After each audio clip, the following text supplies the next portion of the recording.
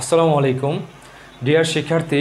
আজকে আমি যে টপিক আপনাদের সামনে উপস্থাপন করব সেটা হচ্ছে রেওয়া মিলের কোন কোন দফা হচ্ছে আসবে না।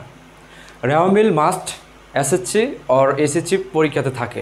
তো আজকে খুব সহজেই হচ্ছে আমরা 2 মার্কস পাবো, কেননা আমাদের কতে বেশিরভাগ সময় বলা থাকে যে নিচের বা উপরের কোন কোন দফা রেওয়া মিলে আসবে না তার পরিমাণ নির্ণয় করো। এখানে কয়েকটা দফা আছে যা আমরা মনে রাখলেই আমরা হচ্ছে খুব সহজে 2 মার্কস আমরা গেইন করতে পারবো। প্রথমে দেখো, প্রারম্ভিক হাতে নগদ। প্রারম্ভিক হাতে নগদ হচ্ছে রেওয়া মিলে আসে না। এখন কথা হচ্ছে প্রারম্ভিক বলতে আমরা কি বুঝি। প্রারম্ভিক হচ্ছে বছরের ওর মাসের শুরুর তারিখ। প্রারম্ভিক বলতে হচ্ছে আমরা শুরুর তারিখকে বুঝি। তারপর হচ্ছে হাতে নগদ। এখন যদি হাতে নগদ লেখার পর ব্র্যাকেটের ভেতরে যদি 1/1/2018 অর্থাৎ 1 তারিখ থাকে তাহলে আমরা বুঝবো হচ্ছে প্রারম্ভিক। আর প্রারম্ভিক হাতে নগদ অথবা শুধু হাতে নগদ ব্র্যাকেটে 1/1/18 আমাদের রেওয়া মিলে আসবে না। তবে যদি তারিখ না থাকতো তাহলে কিন্তু আমাদের এটা সমাপনী আমরা ধরে রেওয়া মিলে নিয়ে আসতাম। তারপর হচ্ছে প্রারম্ভিক ব্যাংক জমা।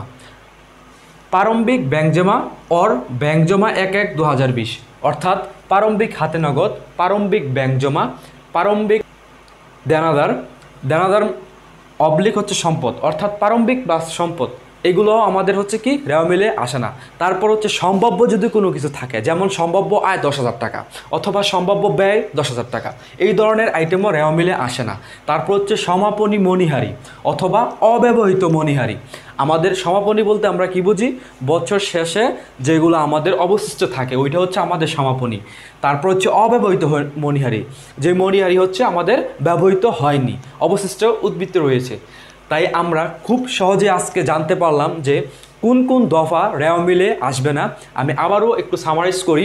প্রারম্ভিক হাতে নগদ, প্রারম্ভিক ব্যাংক জমা, প্রারম্ভিক দেনাদার অথবা সম্পদ। আমরা এক কথা যদি বলি, প্রারম্ভিক প্লাস সম্পদ হচ্ছে রেওয়া মিলে আসবে না। তারপর সম্ভাব্য কোনো কিছু, যেমন সম্ভাব্য আয় অথবা সম্ভাব্য দায়। তারপর হচ্ছে সমাপনী মণিহারি, অব্যবহৃত মণিহারি, সমাপনী মজুত পণ্য, এইগুলো হচ্ছে রেওয়া মিলে আসবে না। পরবর্তী ক্লাসে আবারও দেখা হবে। খোদা হাফিজ।